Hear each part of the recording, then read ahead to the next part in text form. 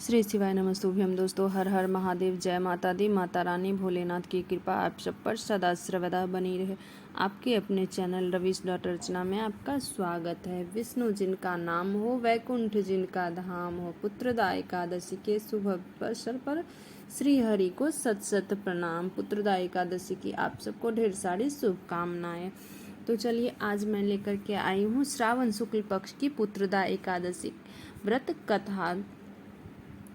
तो पुत्रदा एकादशी कब है, कितने तारीख को हो, उसकी डेट, शुभ मुहूर्त, पूजा विधि और पारण संपूर्ण जानकारी मैं इससे पहले वीडियो में डाल दी हूँ। अगर देखना चाहो तो आप वो वीडियो देख सकते हो। तो चलिए मैं शुरू करती हूँ श्रावण शुक्ल पक्ष की पुत्रदा एकादशी व्रत कथा। युधिष्ठिर ने कहा, हे केशव, श्रावण मास के शुक्ल पक्ष की एकादशी का क्या नाम और क्या महात्म्य है, कृपया आज कहिए। श्री कृष्ण जी ने कहा, हे राजन, ध्यान पूर्वक इसकी भी कथा सुनो। द्वापर युग में महीपति राजा महिष्मति नगरी में राज्य करता था, परंतु उसके पुत्र न होने के कारण वह अत्यंत ही दुखित था और पुत्र प्राप्ति के लिए अनेक प्रकार के प्रयत्नों को करता रहता था। अनेक प्रकार की चेष्टा करने पर भी जब उसको आनंद देने वाला पुत्र रत्न प्राप्त नहीं हुआ तो राजा ने अपनी वृद्धावस्था को देखकर एक दिन अपनी सभा में अत्यंत ही चिंतित होकर प्रजागणों को संबोधित करके कहा कि प्रजागणों, मैं इस जन्म में जहाँ तक ध्यान आता है कि कोई भी पाप कर्म नहीं किया और अत्याचार पूर्ण प्रजा से धन को भी लेकर अपने अर्थकोष में सुसज्जित नहीं किया, ना किसी की धरोहर का ही हरण किया तथा अपनी प्रजा का पालन पुत्र के सदृश करता रहा। धर्म के कार्य के द्वारा पृथ्वी को भी अपने वश में कर रखा है। अत्यंत दुष्ट कार्य करने वालों को दंडित किया और शिष्ट शत्रुओं के साथ भी मैंने उत्तम से उत्तम व्यवहार किया, परंतु नहीं मालूम किस अज्ञात के कारण विषय से मुझे पुत्र रत्न प्राप्ति नहीं हुई। इस पर आप लोग ध्यान पूर्वक विचार करिए। इस प्रकार राजा के आर्त वचनों को सुन करके प्रजागण और पुरोहित आपस में सम्मति करके राजा के कल्याण के लिए निर्मित वन को गए और मुनि के आश्रम को ढूंढते हुए इधर उधर वन में भ्रमण करने लगे। उसी वन में उन्होंने अत्यंत ही घोर तपस्या करते हुए निराहार जितात्मा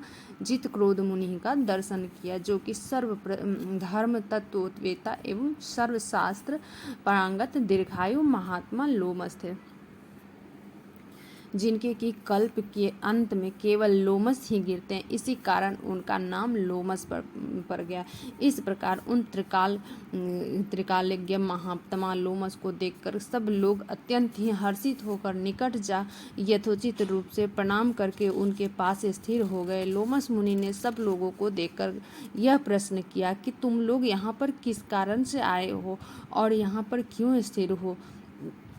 तब सब मनुष्य ने कहा कि हे महाराज, हम सब लोग अपने कष्ट से निवृत्त होने के लिए आपके शुभ स्थान पर आए हैं। वह कष्ट यह है कि हमारा महिजीत नामक राजा अत्यंत ही धर्मात्मा है, परंतु वह पुत्रहीन है। इस दुख से उससे अत्यंत ही व्याकुल देखकर आपके शरण में तपस्या करने के हेतु हम सब एकत्रित हुए हैं। राजा के अहोभाग्य से हम सब लोगों को आपका दर्शन प्राप्त हुआ, क्योंकि महात्मा एवं मुनियों के दर्शन मात्र से ही मनुष्य को कार्य की सिद्धि हो जाते हैं। तो अब आप हम लोगों के ऊपर कृपा दृष्टि करके इस प्रकार का उपदेश करिए कि जिससे हमारे धर्मात्मा राजा का कार्य सिद्ध होकर कल्याण हो। वे प्रजाजनों की इस प्रकार की बातों को सुनकर क्षण भर तक ध्यान मग्न होकर राजा के पूर्व जन्म के वृतांत को समझकर लोमस ने कहा कि यह राजा पूर्व जन्म में अत्यंत ही घोर पापी और महादरिद्र जाति का वैश्य था। अपने व्यवसाय हेतु इस नगर से उस नगर में, उस नगर से दूसरे नगर में इसी प्रकार बराबर भ्रमण करता रहता था। एक समय की बात है कि ज्येष्ठ मास शुक्ल पक्ष की एकादशी को मध्याह्न के समय प्यास से अत्यंत व्याकुल होकर जल के हेतु कोई उत्तम स्थान को ढूंढने लगा। संयोगवश उसको एक अत्यंत ही उत्तम और स्वच्छ जलाशय दिखाई पड़ा।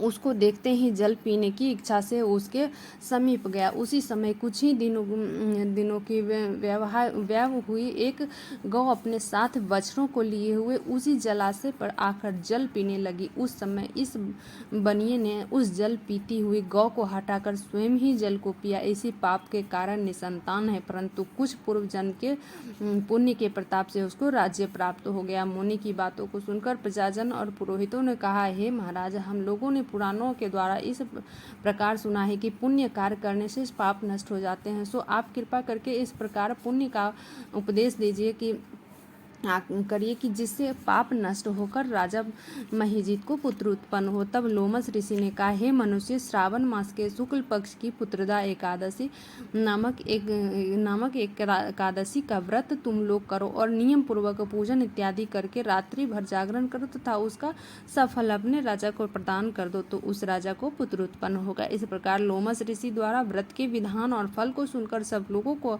अपार आनंद प्राप्त हुआ और सब लोग अपने अपने घर को लौट गए।